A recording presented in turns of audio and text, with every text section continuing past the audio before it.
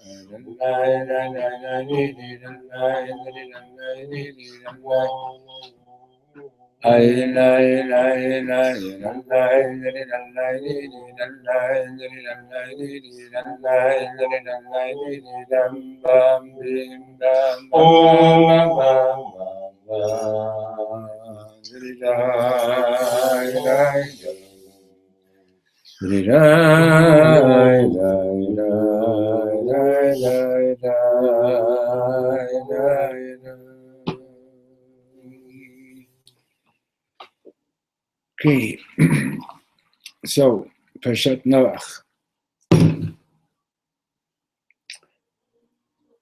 Chokhmat HaKabbalah, the wisdom of receiving.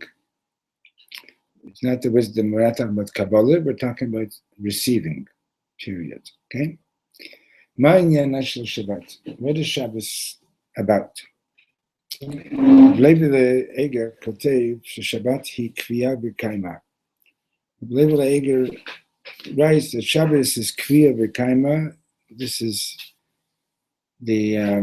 a term that's used in the Talmud that it says that the Yerushalayim, the Beit HaMikdash, the Mishkan, for example, when you build the Mishkan in one place and put it in another place, so while the Mishkan was in any particular location, that place was kadosh, But but then there's such a thing as kviya v'kaima, that the kedusha of Yerushalayim is kviya v'kaima. It's permanent. Kviya v'kaima is established and it's continuous. Okay.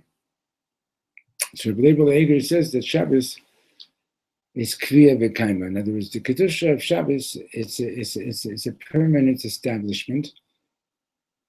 Kvua v'kayemet. Shabbat hi tamid Shabbat. Shabbat is always Shabbos. Perusha davar. That means, what does that mean to say? Shabbat hi hadavar hayachid she'i efshar lagat bo. It's the one thing that you cannot touch it. Ei efshar laharos et hakdusha hazo. You can't destroy the kedusha, the holiness of Shabbos. V'gam betoch kol echad ve'echad meitanu, and also within us, within every one of us, yesh nekuda kedusha kol kach, there is a point, a pintale, that is so holy, shedavar lo yachol laharos ota, that nothing, in other words, there's no thing that can actually destroy it. Right? We say in the morning, we say, Elokai neshama shenatata bi tehorahi, the soul that you've given me, it is pure.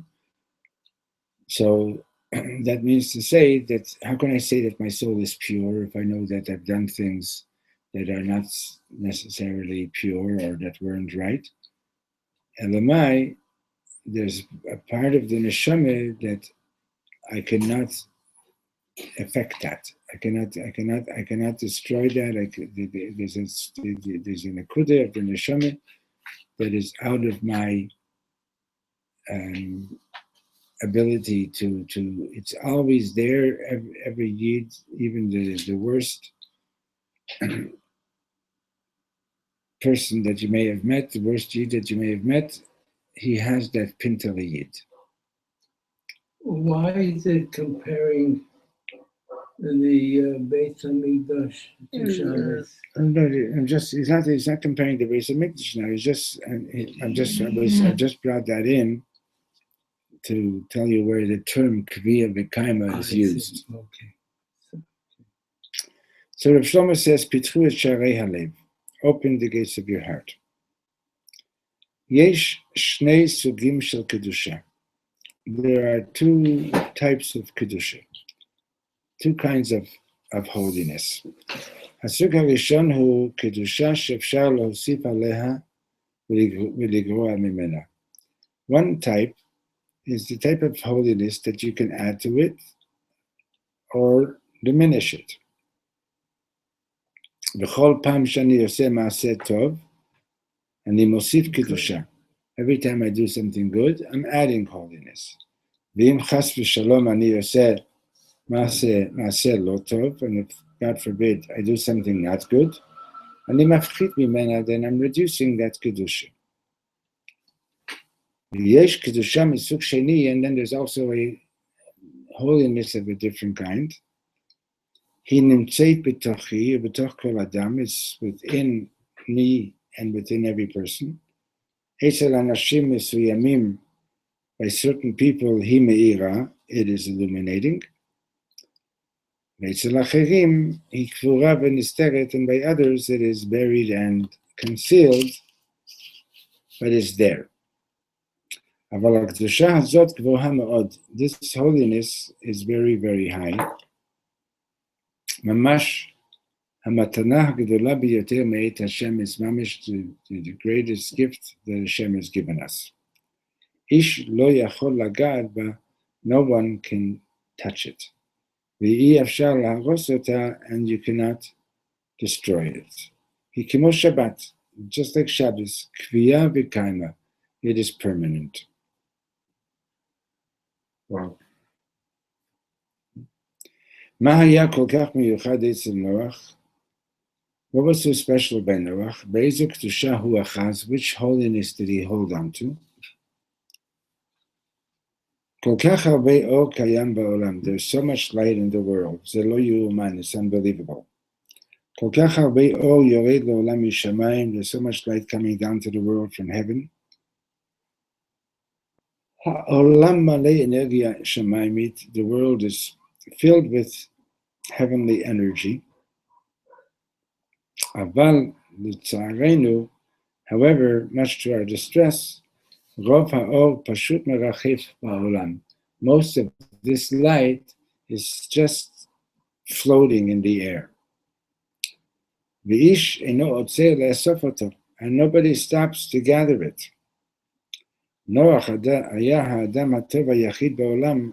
Noach was the only good person in his time, the only good person in the world. מהיכן קיבל את הכוח שלו? So where did he get his strength from? Right? He's living in a world, in a society where everybody was corrupt.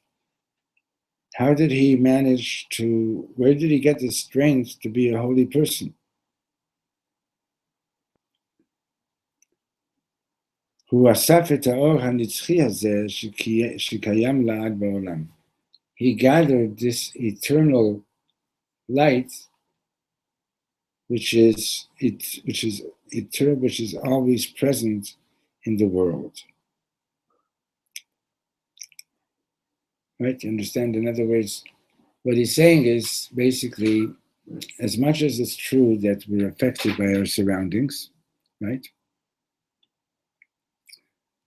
Like if you hang out with people who are not careful with the way they speak, right? And they're using words that shouldn't be used.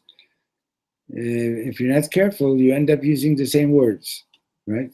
You hang around with holy people who talk about more important things, you're also likely going to be talking about more important and holy things as well, right?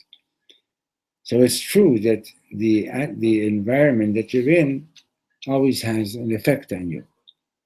So what if somebody is living in a really lousy environment, right? So actually, it's interesting. The Rambam says that according to Halacha, get up and move. You're not allowed to live in an evil community, believe it or not, right? But what if you're Noach, and where are you going to move to? You know the terrible joke. This Yid goes into a travel agency in Germany in 1938. He wants to get out of there, so he says, "Can I go to such and such a country?" And the agent says, "Sorry, but they're not letting Jews in. Can I go to that country?" "No, they're not letting Jews in." And there's a globe there on the desk, so he keeps on spinning the globe, and he says, "What about this country?" "No, you can't get in there either." So he finally says, "Do you have another globe?" This is one of those sad jokes, We laugh, but it's very sad, In any case, it is important to know that you are a creature that is affected by your surroundings, and therefore, like the Mishnah says, "Oy l'roshe, oy l'shchenoi," right? If you're living near a Russia, it's going to be bad for you too, God forbid. So, all that aside, what if you don't have a choice? You're living in a place where everybody's corrupt. Where are you going to get your energy to maintain your kedusha? I met this young man in Montreal, Skver Chassid, who told me that his father also was born in Brooklyn. Back in the years where it was like pretty unacceptable for a Jew to walk around with a beard and so on. Like his man, I know somebody that was going for a job interview back in the 50s to be a Hillel rabbi, and they called him up before he came down to Washington, and they said to him, "We know that you have a beard, and just know that if you don't shave off your beard, don't bother showing up for the interview." Anyway, this young man told me that his family maintained their Hasidic way of life despite all the social pressure that they had. So where do you get that energy from? So if you're like really close with another holy person, you understand? So you can draw from that also. Chabad Shaliach goes out to somewhere in the former Soviet Union, and with his wife and with kids. Where are they getting the energy to do what they're doing? So because the Rebbe empowered them, they're connected to the Rebbe, they feel connected to the Rebbe, so they don't feel like they're alone. So Noach was gathering this energy that's always present, this holy energy that's always present. Okay, so Lifnei Mabul, Michol, you want to read a paragraph? Lifnei Mabul. פוחד בעולם הרבה יותר אנשים מאשר לאחריו. Before the Mabul, there were many more people than there were afterwards. מפני שבני האדם היו הרבה יותר חזקים מאוד. And there were also because the people that were living before the Mabul were physically a lot stronger than after the Mabul. Him חיו מאות שנים. They lived many. They lived hundreds of years. אנשים לא ילדו ילד אחד או שניים בלבד. They didn't give birth to one or two children. The women didn't give birth to just one or two children. אלא אפילו 10 או 20. The women were having 10, 20 kids, maybe more. People were like physically very, very strong. Aval. There happened something in the world. Something happened in the world after the flood. Right? PD. הגודל הפיזי של בני האדם, the physicality grew. the physical size of people and their strength, התכווץ מאוד, it shrunk very much. אנשים הולידו ילדים בודדים, women were giving birth to individual children, והחיים הכי ארוכים היו 120 שנה בלבד. Right? And people didn't live longer than 120. It didn't happen overnight, but right, Hashem said that he's not going to allow people to live more than 120.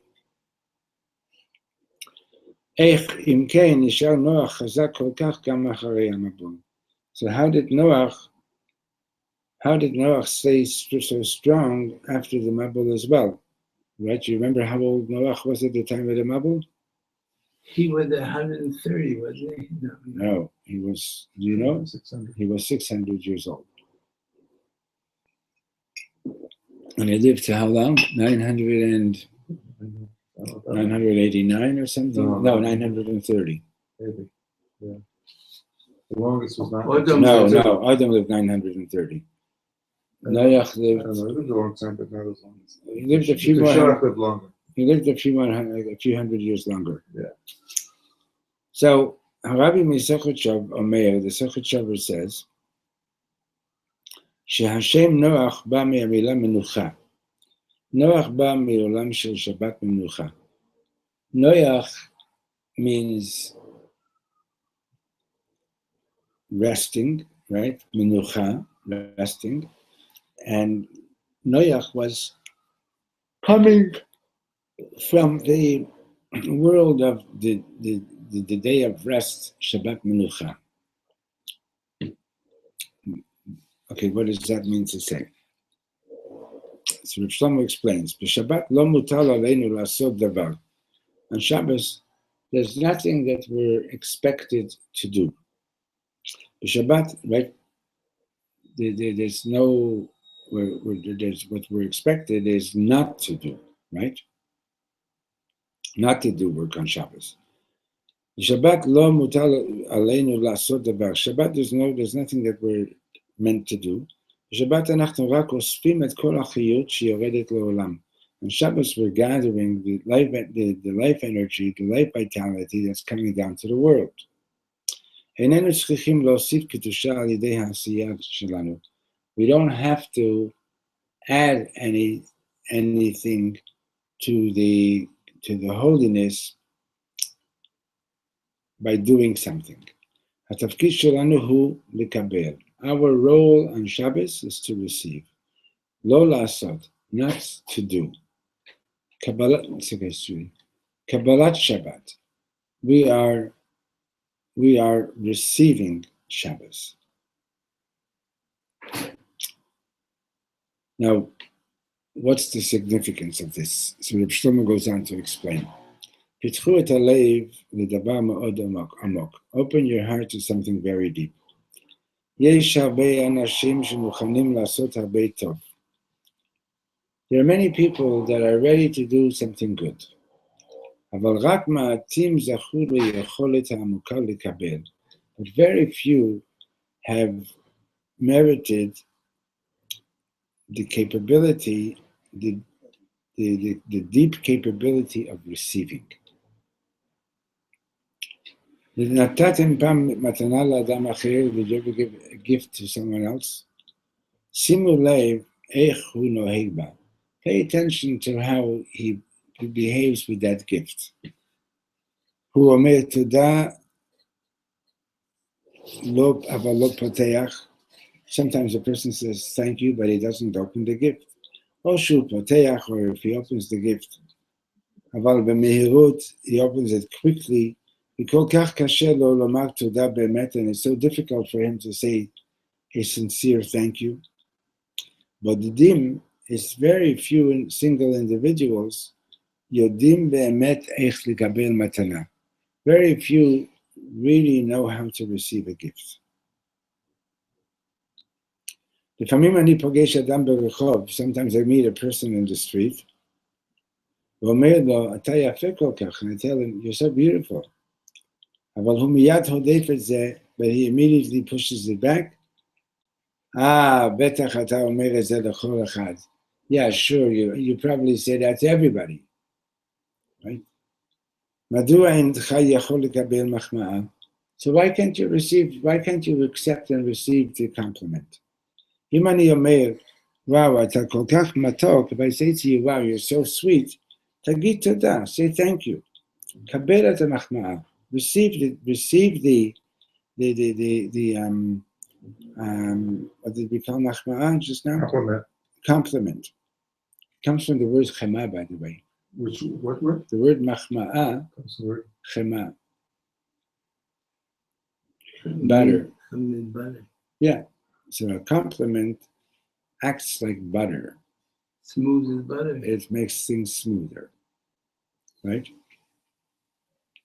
היכולת לקבל, the ability to receive, היא דבר גבוה מאוד. The ability to receive is a very high capability.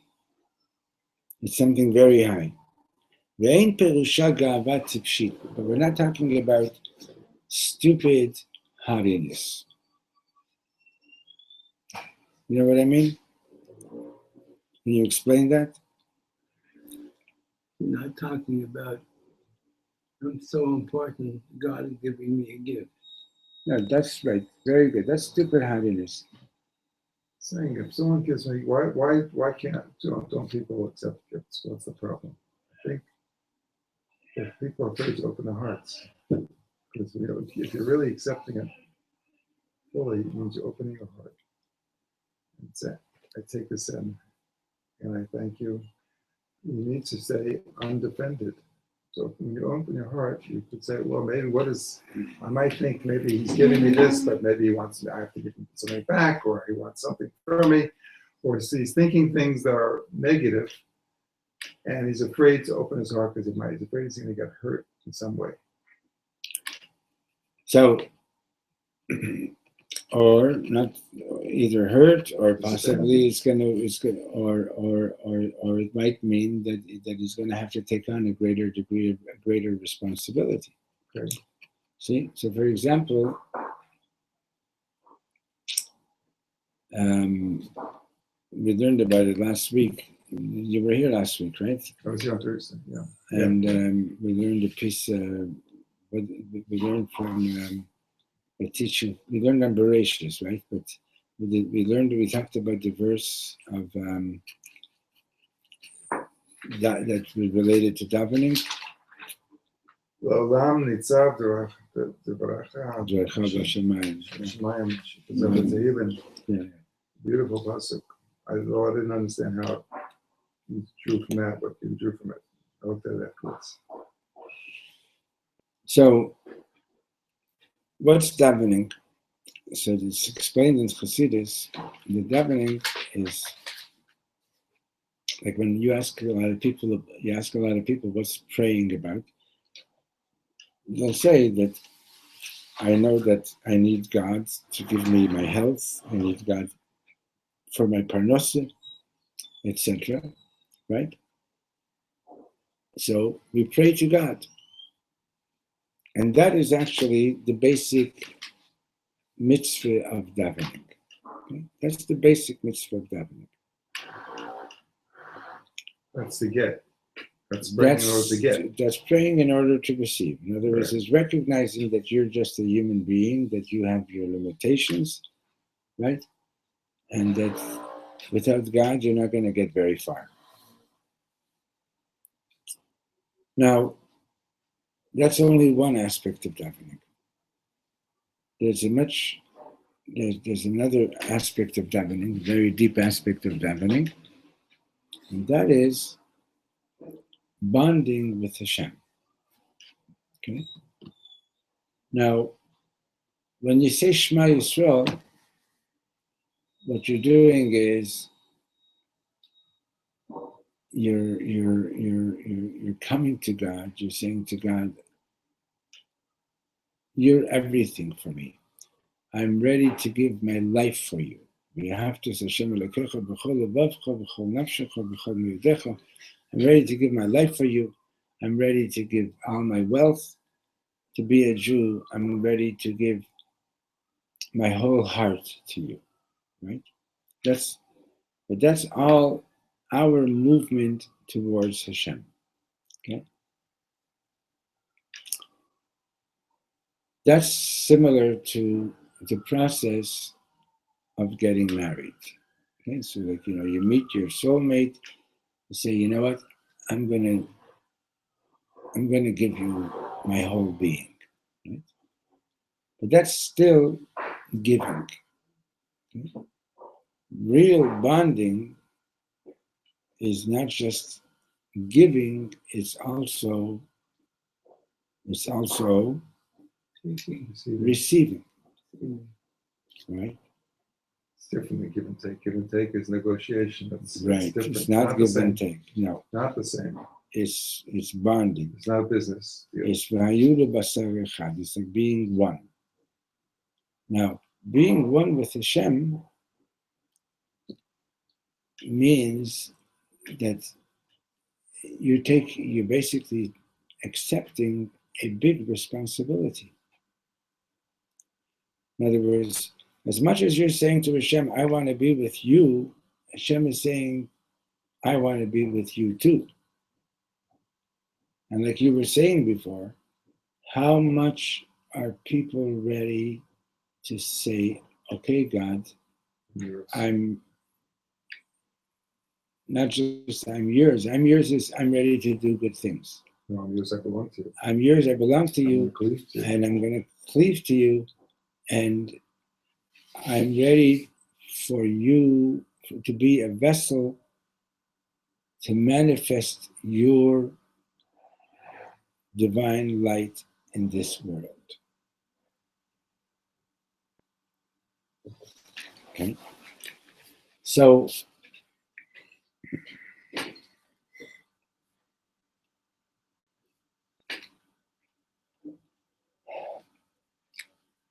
this is what he's talking about, the wisdom of receiving.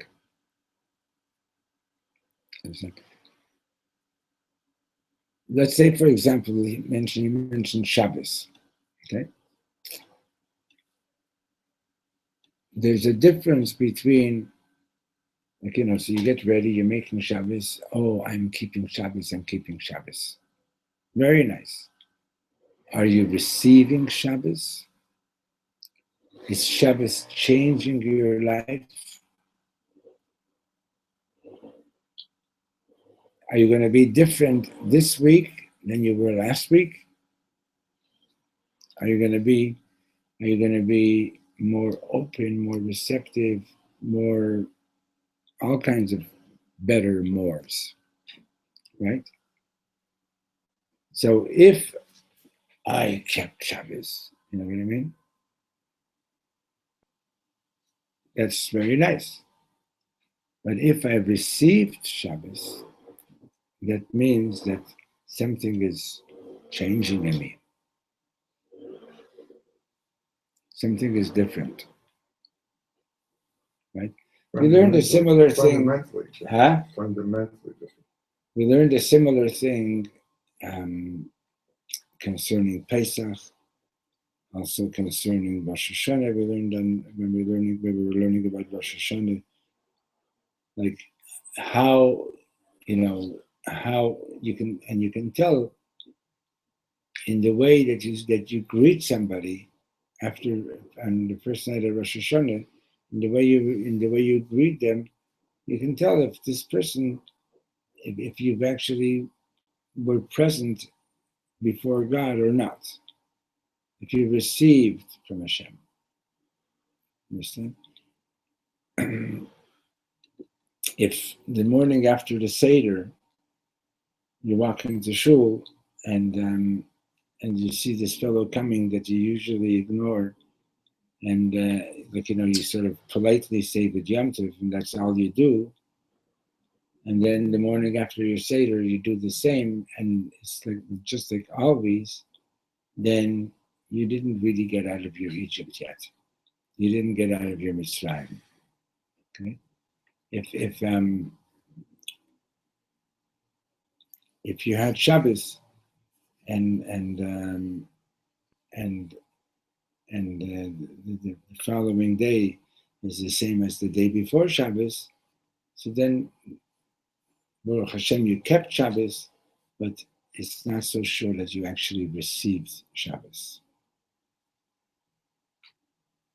Understood? Not completely. What's missing?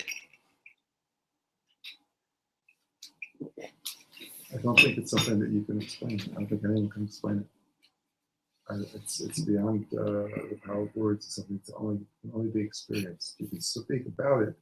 So then you got it. Okay. I asked if it was understood, and you said no. You can't put it into words. I said, okay, so you got it. Okay. I've had Well, moments. he's gonna try to put it into words. He just said that you can't put it into words, but he's gonna try to put it into words. I can only try. I know. Can't really get it. I can't really explain it because it's because it's beyond. words. Exactly. It's beyond. No, but I'll tell you what's my difficulty is. When you gave the example of that when you are cleaving with Hashem and you're giving your whole, I'm giving my whole self, everything I have, my whole being, everything that I am, and everything I have. So I submit myself totally to your will, and I'm yours. I want to cleave to you, and I want to be your holy vessel. It feels to me like I'm giving. No, but when you say how is that also receiving? When you say I want to be that's my difficulty. When you say I want to be your holy vessel, yeah, right? So in the Amidah prayer, okay, all those blessings that we're making, I'm talking particularly about the 13 blessings of request. Right? The bakashot. You're not, the Gemara says, it's a Masechet Brachot on this on Rav Zayin, Rabbi Shmuel Kohen Gadol relates that one Yom Kippur, as he was leaving the Holy of Holies, a Kasriel HaMalach, which is another manifestation of the Shekhinah, just before he was leaving, a Kasriel HaMalach says to him, Yishmol b'ni barcheni. Barcheni Yishmol b'ni barcheni. My son Yishmael, give me a blessing. So already, the story is already amazing. The Shekhinah is asking a human being for a blessing. And he goes on and he says that he blessed the Shekhinah that its compassion should overcome its anger. Okay? And the Shekhinah, Kasriel, nodded as if saying, Amen. Now this is an amazing story. What is this supposed to mean? Basically what it's saying is that Hashem is saying to man, I want you to stimulate me through your prayers. So when you say, for example, Rafa'enu Hashem Elokeinu B'nei Rafa'e, right? Heal us, Hashem, that we should be healed, and so on. And when you end up, Baruch Atah Hashem Rafa'e Cholei Amo Yisrael, blessed are you, God, who is providing healing. So you're drawing down that healing energy into the world. Okay? Now, receiving from Hashem, you're giving yourself over to Hashem. Receiving from Hashem is realizing that Hashem, you've aroused Hashem with your prayer, and now Hashem is giving you. And we need to receive it. Okay? So after you've finished the Amidah, right? We should be, you should be, I should be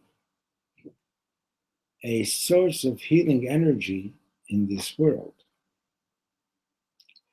When we pray for Parnasa, you say, Baruch atah Hashem mevarech hashanim, blessed are you God who blesses the years.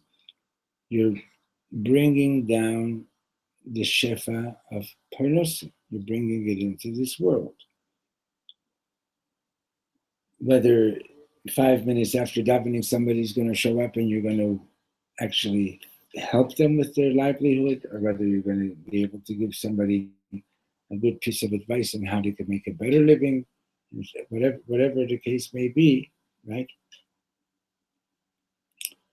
The more you are really with Hashem, the more you give yourself over to Hashem, and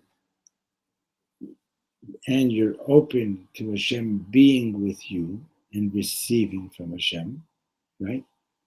So then you get to actually manifest all these beautiful things that you prayed for.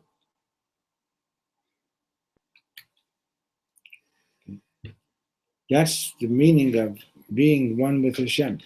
It's not just that I'm giving myself completely to God, but I'm open to God, to doing what God wants, so that in what I'm doing, I'm bringing God into this world. That was the way I understood. I was on Kaplan Shabbat. Lacha Dodi Nikrat Kala. Yeah. Pene Shabbat Kabbalah, Nikabla. yeah. It's you're moving towards it and receiving. And I found I was moving forward, and then I was opening to receive it. Right. And the Kabbalat Shabbat prayers are organized in such a way that the first 6 Psalms from the Chuni Ranana till the Chatadi are basically to let go of the weekdays. Then the Chadadi is like, to get more emotionally ready for receiving Shabbos. And Mizmor Shir Yom HaShabbat is when you actually receive Shabbos. And even in Halacha, sometimes you're in a community where they make Shabbos early in summertime, right? Or for example, if you're living in Manchester, England, there are times when Shabbos doesn't begin till 10 o'clock at night. So what does the community do? So they make Shabbos early. So at what point are you not allowed to do work anymore? Once we say Mizmor Shir Yom HaShabbat, that is the Kabbalat Shabbat, now is Shabbos for you. So let's say you made Shabbos early at 6:30, right? And you said Mizmor Shir Yom HaShabbat, so then now is Shabbos for you. The shul across the way over here, the Sephardi shul, they daven nates every day of the year. They're like clockwork. And if you want to know what time, when did the sun set, when you hear them singing Mizmor Shir Yom HaShabbat, is b'diyuk sunset. Okay? So to receive is a very special thing. So let's go on. Musag HaKabbalah mofia b'kama mekomot. The concept of receiving, in the middle of the page. The concept of receiving appears in a number of places. L'mashal, Kabbalat Shabbat. Klomar, that means to say, לקבל ולאסוף לתוכי את הקדושה הזאת, שאי אפשר להוסיף עליה. It's all about receiving this holiness that you can't add to it. אבל צריכים לקבלה, but you need to receive it. היא לא נוצרה על ידינו. It's not created by us. ואין בכוחנו להרוס אותה. We don't create Shabbos and we can't destroy Shabbos. אבל היא מאירה בנו רק משעה שאנו באמת מקבלים אותה. But when the Shabbos actually shine within us, when does it illuminate within us? From the moment that we actually receive it. ויש גם לקבל אורחים. Then there's also the Indian of הכנסת אורחים, welcoming guests. המדרגה הכי עמוקה בהכנסת אורחים, קבלת פני השכינה. Oh, I'm sorry. יש גם קבלת פני השכינה. There's also receiving the face of the Shekhinah. Hashem נמצא תמיד בכל מקום. Hashem is present everywhere, always. השאלה כמה אנחנו מאפשרים לעצמנו לקבל אותו. The question is, how much are we allowing ourselves to receive it, right? Unfortunately, we sometimes turn our backs on the Shekhinah, right? How do we know what the Shekhinah is? What do you mean? If we knew that it was a Shekhinah, then we wouldn't turn our backs on it. No. If you would know and see the Shekhinah, you wouldn't have free choice either. The Shekhinah is there. It's concealed, but it's there. Okay? So, ויש גם לקבל אורחים. There's also the Indian of being מקבל guests. Hashem Tov said that the word oreach is or chet. The guest brings you the light from the beyond. המדרגה הכי עמוקה בהכנסת המדרגה הכי עמוקה בהכנסת אורחים, the deepest level of receiving guests, welcoming guests into your home, היא לקבל את האורח, is to receive the guest, לא בגלל ההישגים שלו בעולם, not because of what this person has achieved in the world. Oh, you're a choshev person, you're an important person, you've done so much, welcome into my home. That's not the deepest, right? ייתכן שהשלפר הלא יוצלח הזה שאני מזמין לא עשה דבר טוב מימיו. It's possible that this shlepper that never did anything, that I'm inviting, maybe never did anything good. אולי הוא עושה הכל לא נכון, and maybe he does everything wrong. אבל אני יכול להתבונן בו, לא רק במדרגה של עשייה, but I can think about him not just on the level of action. אני יכול לקבל את האורח במדרגה של הקדושה שבו. I can receive the guest on the level of holiness that he possesses. שהוא איננו יכול להרוס, this holiness which even he cannot destroy. ייתכן שהוא שיכור. Maybe he's drunk. וייתכן שהוא הכי מקולקל בעולם. And maybe he's the most corrupt person in the world. אבל השם ברא אותו, but God created him. יש בו הקדושה הזאת, הקדושה של נוח.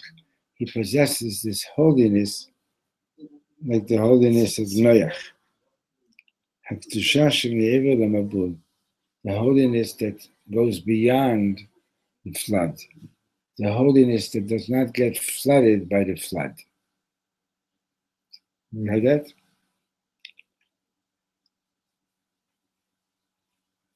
רב לייבל איגר אומר שנוח הוא הקדמה לחורף. Noach is the parshat that's read right before the winter. וזהו סיפור של מבול. This is the story of the flood. הכל מוצף, everything is flooded. הניצולים הם אלה שמצליחים לאחוז בקדושה שדבר אינו יכול להטביע אותה. Those who get saved are those who manage to grab onto the holiness that nothing can drown. זה ניכר גם בטבע בחורף. You see that in nature, during the world, during the winter time.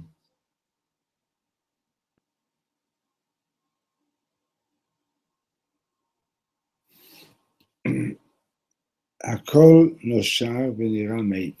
What happens in winter? All the leaves are falling off the trees, and everything looks like it's dead. אבל השורש של הכל, but the root of everything, נשאר חי, remains alive. ככל שעובר הזמן, and the longer things take, השורשים רק הולכים ומעמיקים. So in winter, on the surface of the earth, everything is looking like it's dead. But what's really going on in winter is that the roots are going deeper into the ground. And when does all this begin? It begins right after Rosh Hashanah Yom Kippur. After we cleanse ourselves completely, we get this holiness shikayemet la'ad, that remains eternal. Okay, my fellows, you got it? Sort of, the last paragraph is a little bit difficult. Again, how do you? You're saying that how do you winter receive this. The whole like saying that in winter everything looks like it's dead. It's really getting strength. The roots are getting deeper into the ground. So how do you receive this holiness of this life energy during the winter? So first we have to have Rosh Hashanah and Yom Kippur. Mm-hmm. When you cleanse yourself of all the shtuyot. Right. Understand? And when you're free of all your shtuyot, of all the silly stuff, then you're there to receive it. Mm-hmm. To receive that life energy. Because what's happening is losing the leaves, but the roots are going deeper. Yeah. So it's the metaphor. The leaves are like the shtiyot. That's an extra. Some things that it's not that you don't want for now. Yeah, that you don't need. You shouldn't be busy with now. Okay. Okay. Good Tavach. You can keep the sheet if you want. Okay. Good Tavach.